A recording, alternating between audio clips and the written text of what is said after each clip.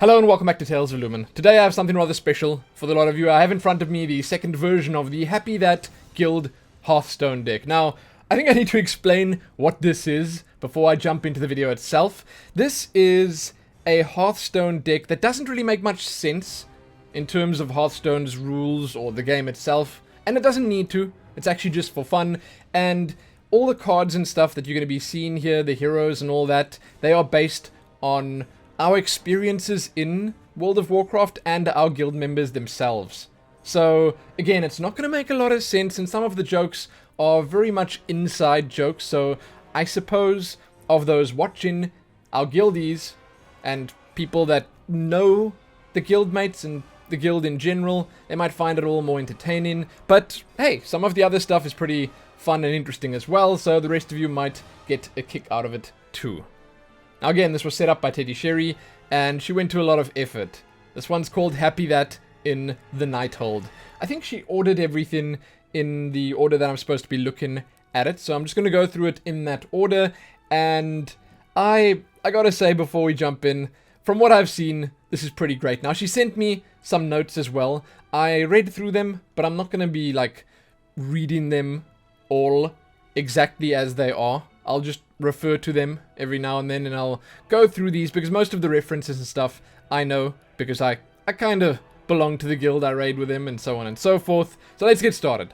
Happy That in the Nighthold. First, our opponent, or at least the opposing hero, Gul'dan, 99 health.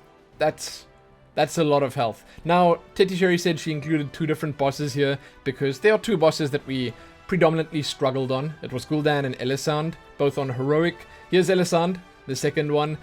This one was a little annoying to actually fight against, and you can see that just based on the way these cards are set up. 10 mana, 10/10, Death Rattle, Summon Timeless Elisand. And you can see the text there's the real boss of the Nighthold. Yeah, we actually struggled more on her, on Heroic, than we did on Gul'dan. It was really tough.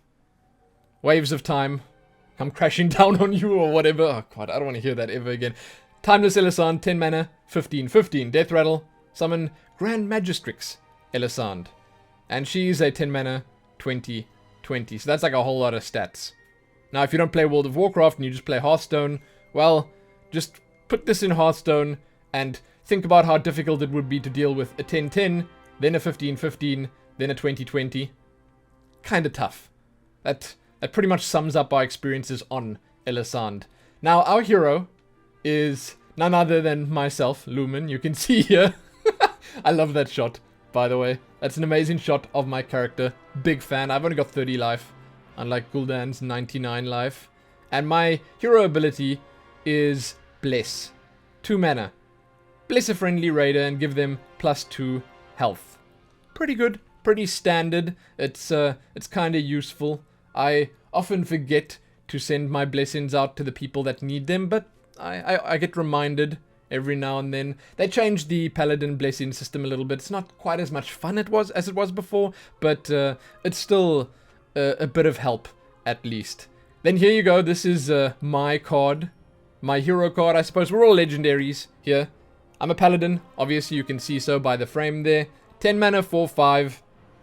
Gain +2 attack every time a friendly raider dies. Now, if you join us on Discord at any point, or if you ever hear our guild talking on Discord during any of these boss fights, now when the raiders become sort of easier and we kind of farm in through it pretty quickly, the highlight of pretty much every encounter for me is seeing people die, because that's just the way Retribution Paladins work. You get the Retribution bonus when someone dies, you get 20% more damage for 20 seconds, and it's awesome. It's amazing. So, you know, when people die at opportune moments, like when I'm on crusade, when my wings are up, basically, when, let's say, heroism is up, that's so good for me. So I'm always cheering when someone dies. I don't really even care if it's gonna, if it's gonna make the fight worse for us, because it makes the fight better for me. It allows me to pad the meters even more. The note here is perfect, yet you wonder why he's no longer the guild master. I'm not the guild master. My lovely wife is. Yeah. I like it when our raiders die. Here's Potkaniak. He's our warrior main tank. He's an 8 mana 4/10 taunt. 50% chance to summon a copy of a random enemy minion from your opponent at the start of your turn. Death Rattle, give Mourner Taunt. Mourner is going to be, I assume, the next card. You'll see how that plays into this in just a second. The card text here refers to the fact that Podkaniak just loves pulling extra mobs. Be it in Mythic Plus dungeons or in raids, he is super, super ambitious with his pulls. Oh, and you can actually see it here on the note. Now that he's the main tank, his pulls are getting more and more ambitious every day. Dude just pulls. He pulls for days. And we don't have damage for days all the time, so sometimes we get wiped out because of that. But whatever, it was worth it, right? Right. Here's Mourner. He's our other tank. He's actually also our main. They're both main tanks, okay? Let's not take that title away from either of them. 7 mana, 3/9. Taunt. Battlecry. If Podkaniak is on the table, lose Taunt. It's a very interesting little synergy that they got between them. And it's obviously just, again, because, well, Podkaniak likes to die as well. We've referred to him as the paper tank sometimes. Mourner had that title for a while, but now it's sort of shifted around. And again, it's probably because he is as ambitious as he is. So when he dies, then Mourner gets all the aggro. Mourner dies, Podkaniak gets all the aggro. His note says, our server will become PvE before he loots Predaz. Predaz is a legendary that Mourner wants desperately. He's not getting it. He hasn't got it yet. It's kind of unfortunate for him. A lot of people in our guild actually have some bad luck with legendaries. Next, Grimsight, one of our main healers. He's a druid, as you can see. And if it wasn't clear to you, Mourner was a protection paladin. He's a 2/6. At the end of each turn, revive a random friendly raider that died this turn. Once again, one of my favorites, just because when someone dies and they get revived, there's a good chance they'll just die again. That's okay with me, you know? I get double retribution that way. But again, he's a 9 mana, 2/6, and he gets this ability because he is so quick with his revives. When he gets called out, when someone gets called out to revive someone else, he's always just on it. He's got that person revived in like a second. There's no greater joy for our guild than when Grim fails a jump and dies. Yeah. Yes, we're all thankful like that. We're all a little bit sadistic like that, actually. And yes, that's something that Grimsight does every now and then. I actually remember a little bit of drama between Grimsight and some other people where he attempted a jump in a Mythic Plus as well. Was that Grimsight? I'm not entirely sure. In a Mythic Plus dungeon, and they failed the timer because he couldn't make it. I don't know. I'm not going to speak on that very much or very long because I wasn't there, but, you know, there it is. That's his note. Next up is Mishenka, another one of our main healers. 7 mana for a 1/5. Battlecry, restore 3 health to your hero. If Mishenka's health is 1, return to your hand.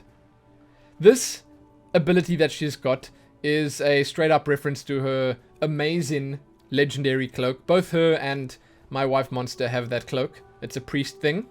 She's a holy priest, by the way. And her note here reads, it's not her fault that the holy priest legendary cloak was created by some kind of sadist who enjoys healers dying. Yeah, our healers, they are just like popping up and down the whole time. They kill themselves sometimes to get more mana back, to get that effect of being the spirit of redemption, I think it's called, for a little while. They're just killing themselves. Left, right, and center. They're offing themselves. Again, big fan. We should just have holy priests healing in our raids because I like it when they die. But she's a big fan of that more so than others because sometimes she's a little tired, you know, after work or whatever in the raids, and she accidentally dies here and there. And then, well, she's got that backup. She's got that cloak to just pop her right back up and she can get back to raiding. Like it's nothing.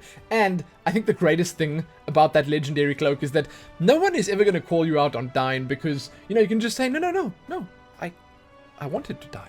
That was my intention. Love it. Love Mishenka. Next, Zoe. 7 mana. She's a 1/5 as well. Restore 2 health to a random friendly raider at the end of your turn. Her note says, thanks to Zoe, our guild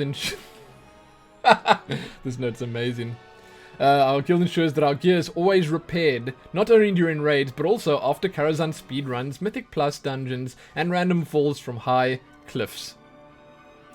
She's the one that's meant to be turning the guild repairs off after every raid. She doesn't do that. She forgets almost every time. It's like, the raid ends, everyone says, hey, don't forget to turn the raid repairs off. Don't forget to turn the guild repairs off right now. She's like, yeah, don't worry. Then she gets distracted by like going to the auction house or her mailbox. Then like 5 minutes later, she logs out. She goes to the bedroom. She brushes her teeth in the bathroom there. And then it's just, it's gone. She's forgotten. She's forgotten about that. Then the next raid time comes along. She has to turn it on. And then she sees, whoa, wait. It's still on? So all that time, people have been using guild repairs. And, well, it's on her. She's also, if it wasn't clear, another one of our healers. Next up, the final priest. In our raid, we have 3 priests. That's pretty amazing. This is Korinoken. He's our shadow priest. 8 mana, 7/4. Deals 1 damage to the minions next to the target when attacking. Dies after attacking the enemy hero. Yeah, this is this is so like Korinoken. He's got amazing cleave/AoE damage just because he's a shadow priest. They like multi-dotting and stuff like that. And the dies after attacking the enemy hero thing, well, he's known to surrender to madness. It's actually an ability of the Shadow Priest class. And as his note says here, Corey is also well known for his exceptionally kind attitude, extremely cheerful voice, and infinite supply of optimism when it comes to his guildies. Yeah. When Korinoken says something, it's usually like completely deadpan, super serious. Okay. And it's usually spot on. It's usually saying something that someone's doing wrong. It's always correct, but when he says it, you just instantly, you feel bad about doing that thing wrong. Man, if you guys watch our raids one day on the Twitch stream when it's back up, you'll understand completely. Next up, our shaman, Ivanova. 7 mana, 5/5. You guys may know Ivan from the Twitch chat. He's been around. Choose one. Deal 1 damage to all enemy minions and lose 1 health, or restore 2 health to all friendly raiders and lose 3 attack. Pretty good. He's got some pretty good choose one choices. He's got those abilities the way they are. It kind of looks like a druid ability right there, but it kind of fits with Ivan because he's like our flex spot at the moment. He switches between healing and damage quite often. When he damages, he does a lot of damage. When he heals, he does a lot of healing. His note says, as an auction house addict, Ivan tends to go from 10k gold to 1 million and back to 10k within a week. Dude, really? That's crazy. What do you spend that million on though? Maybe just buying goods to sell for more? Sounds impressive, man. Sounds super impressive. Next up, Artful. Our resident monk. He's the only monk we've got at the moment. He used to be our main tank. He's now a DPS because he took a break from the game and then Morner stepped in and took his spot. 6 mana, 4/5. Gains 1 attack for every unique minion he attacked. That's his monk mastery. It sort of plays into that as well. And the note here says monk mastery, you know, and occasional shots of instant coffee. I laughed out loud when I read the note that Tetisheri gave me along with this. I'll read it to you, word for word. Okay? It said this. Yes, he drinks instant coffee and it terrifies me. I love it. Listen, I shouldn't be laughing like that because I also drink instant coffee. But Tetisheri, she's like on a crusade in the guild to wipe out instant coffee. If instant coffee just ceased to exist today, she would be happier for it.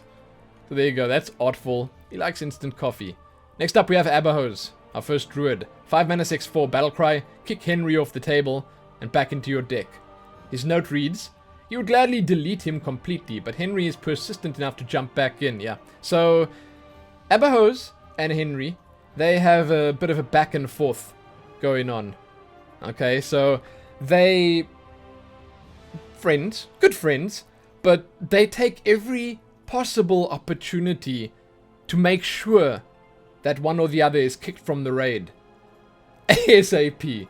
So when Abahose or Henry is AFK for like 1 minute, the other one's immediately like, hey, kick and go, kick and pull. As quick as they possibly can. And the funny thing is, the two of them like to go AFK. So this happens pretty regularly. I mean, they'd probably go as far as to say, hey, kick from the guild and then pull, just because. It's a fun relationship that they got going there, but it's a little messed up at the same time. And again, unfortunately, it kind of happens pretty often that we have to kick one of them. Next, Luthira, another one of our druids. He is also a balanced druid. Abahose was a balanced druid himself. Luthira is a 7 mana, 8/5. Inspire. Summon 3 1/1 trash mobs for your opponent. That's hilarious.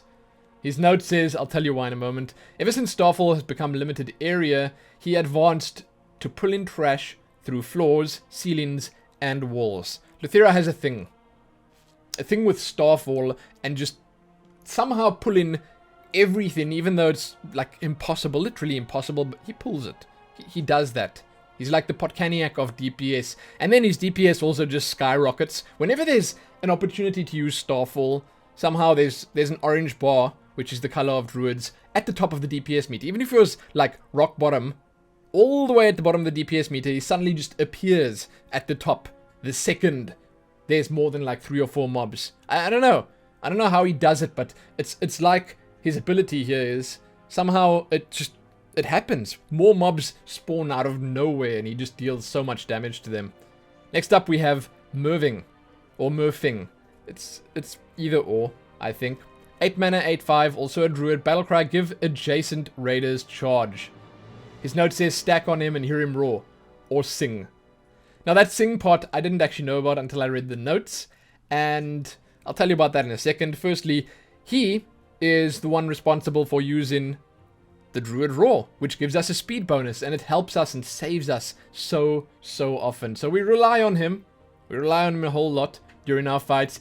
And the sing part, I heard that he was doing either a Mythic Plus or a Karazhan run, and then he apparently left his microphone on. He thought it was on push to talk, and then the rest of the group heard him singing along to a song or something.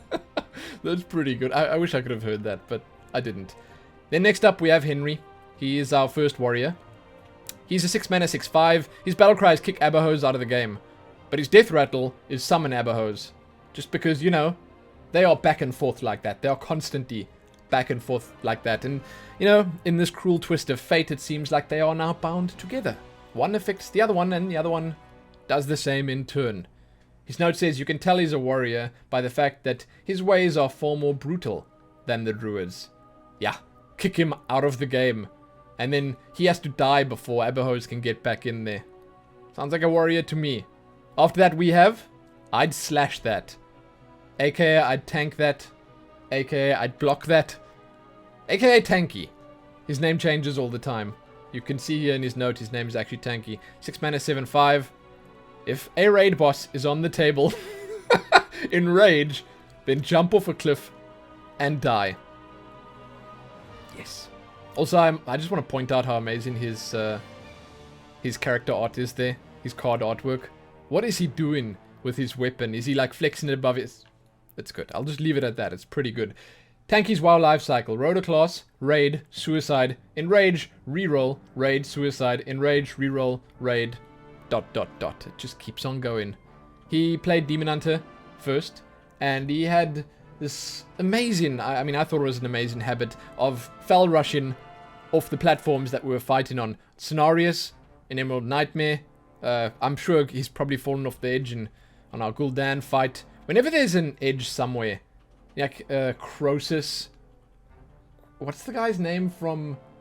Oh, Cormrock? I'm not even sure. Any boss that has an edge or like a deathly pool near them that you can fall in and die in, he somehow finds a way to get in that pool. And again, I love him for that, because he always does it right on pull. He's like got this amazing start. He's topping the meters.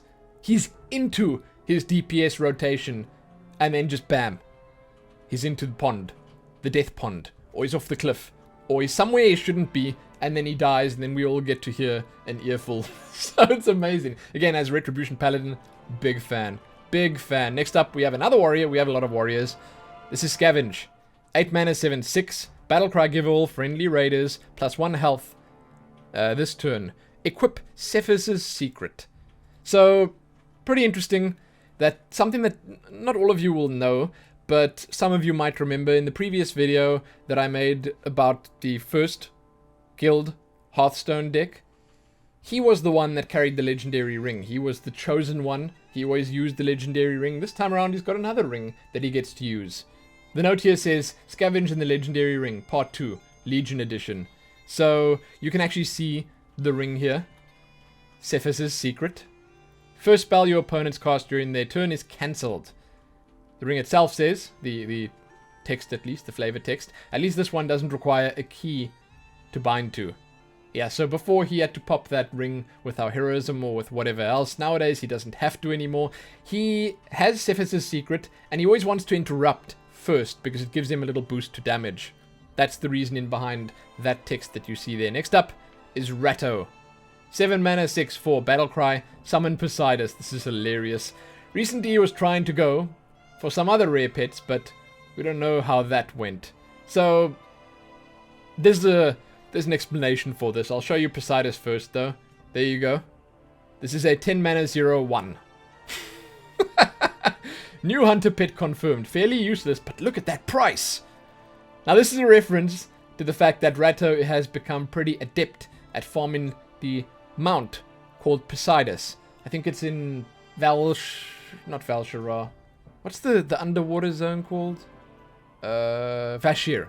Okay, so that's the zone that was added in... Was it in Cataclysm? I don't remember. Whatever. The underwater zone that everyone both loved and hated.